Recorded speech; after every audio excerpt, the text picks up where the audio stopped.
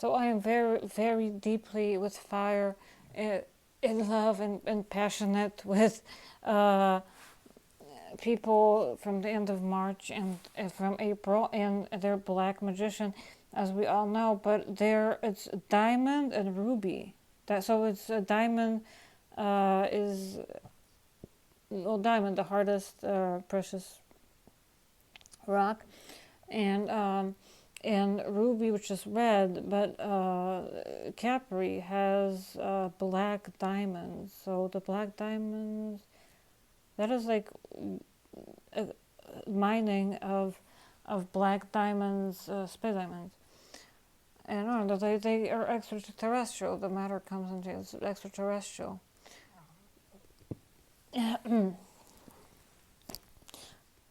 Passion, passion, and visit all the stores that you buy all your clothes. Yeah, okay, so in 1980, two astronomers, Alan Dressler and Faber, calculated the existence of the so-called Great Attractor. And is a diffusion of a collection of clusters spread over a wide 60 degrees region of the universe, of the sky. And according to the calculations, the Great Attractor lies in the same in the same plane as the local supercluster. So, or the supercluster where the Milky Way is located, not Milky Way, and about 42.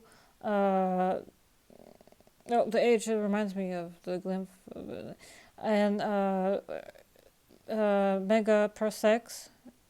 Those like a large parsecs.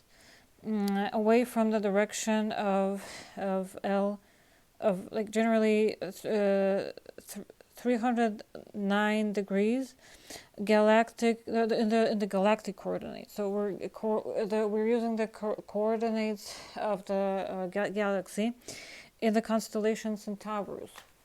Happy birthday to our all beloved Jovials.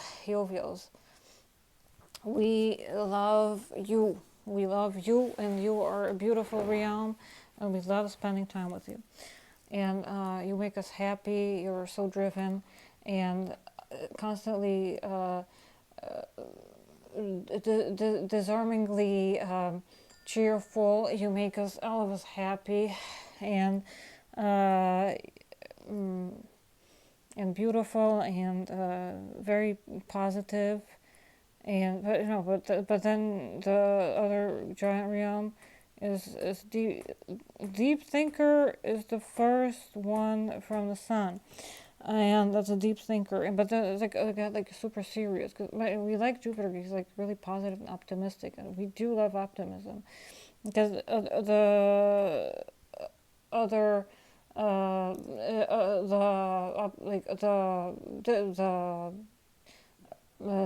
the other thing, the difference of optimism can be like kind of like well, no, but nobody's pessimistic here. Just because somebody's a Cancer does not mean that they're overweight.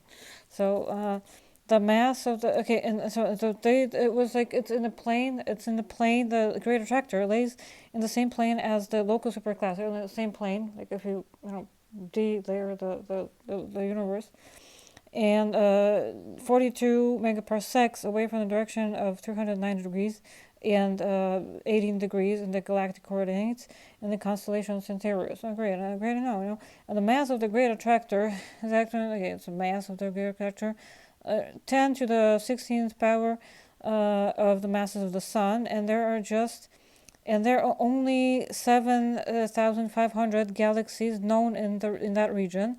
Too few to account for it's not a lot accordingly, and that suggests that approximately 90% of the mass of the Great Attractor may be in the form of dark matter, actually. So it might be in the form of dark matter, the mass of the Great Attractor. Well, certainly, definitely. Oh, man, Gemini is like that. I don't even want to know. How definitely not not only a representation, but no, just well. So Yeah. Yeah, but every glitter is it's a space space matter. The jewelry that we wear, the metals that we wear, they are all extraterrestrial. They do not come from the planet Earth, which is in the bedroom. You know. It's sleeping in the chambers of in the chamberlains of snoozing and soothing and sloozing and dreaming and like generally sleeping. Okay, so, but 90% of the great attractor consists of dark matter. Alternatively, because of the great attractor lies behind the plane. My glasses, I like them a lot, but they are kind of too on my nose. They fall off, so I have to hold them. But I really love them. They're good. Like when there's sunny weather outside, and they're like during certain seasons of the circulation of the sun, you kind of get like flies. When a fly comes into your eye, they're like those kind of sticky flies, and it can ruin your eyes. So you have to wear like it's good to wear sunglasses. They're really useful. Not to protect your eye vision, your eyes from flies flying into them. So the great attractor is made 90% of the dark matter, and because the great attractor lies behind the plane of our galaxy, it is obscured by dust, of space dust, and like the moon dust, but space dust. Like the matter that fills the void between the celestial bodies, and it obscured by space dust, and it could be and it could be a large hidden supercluster of galaxies in that direction. So it would be centered in a cluster of galaxies called Abel 3627. It's a cluster. The famous cluster, Abel 3627. It's a famous cluster of galaxies. Ooh. That has protruded my expensive, tight, very, very tight tights, black tights. But also the shapely. So another possibility is that, so the galaxies in the region of the Great Attractor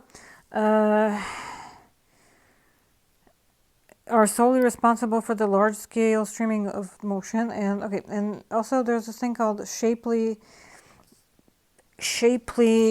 concentration of galaxies, and it's probably the most massive collection of galaxies in our neighborhood of the universe.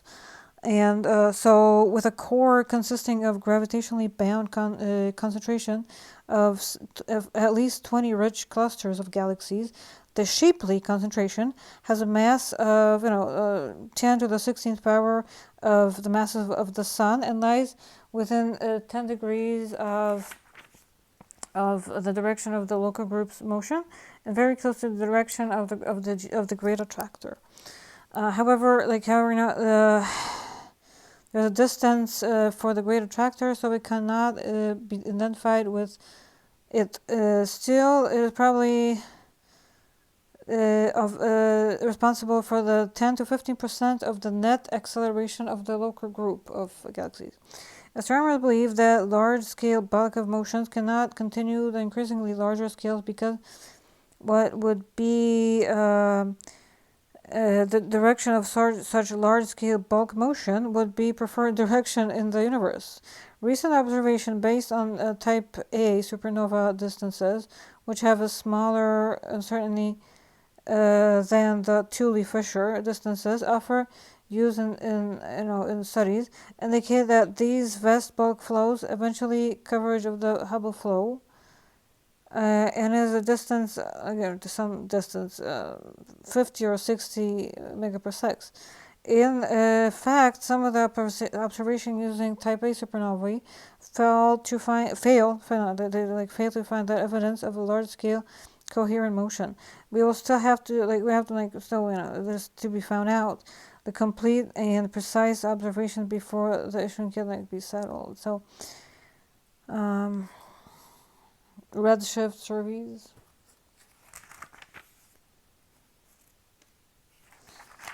So the Great Attractor, a region consisting 90% of the dark matter, is located in the vicinity of our local group of galaxies. Another thing that I am interested in is 220. I'm waiting for the postman to bring me my Marduk bracelet. He's bringing me a Marduk Swedish bracelet. So on December 27, 1831, a ship sailed out of Plymouth, England, on a voyage around the world that would last nearly 5 years. Only 90 feet long, the Beagle was crowned. It was crowned. The Beagle. It was 1831. The Beagle. Yeah. So it was His Majesty's sanctified. It was with 74 people aboard, and one of them was Charles Darwin. During his stops in South America, the Galapagos Islands, Tahiti, never forget Tahiti. When I was a 14-year-old, I really liked this nail varnish, which was called Tahiti Island. I really liked it. It was turquoise, and I really liked it. Yeah, it was I was really an interesting. I dressed really cool. I was just super. I was super cool, super cool,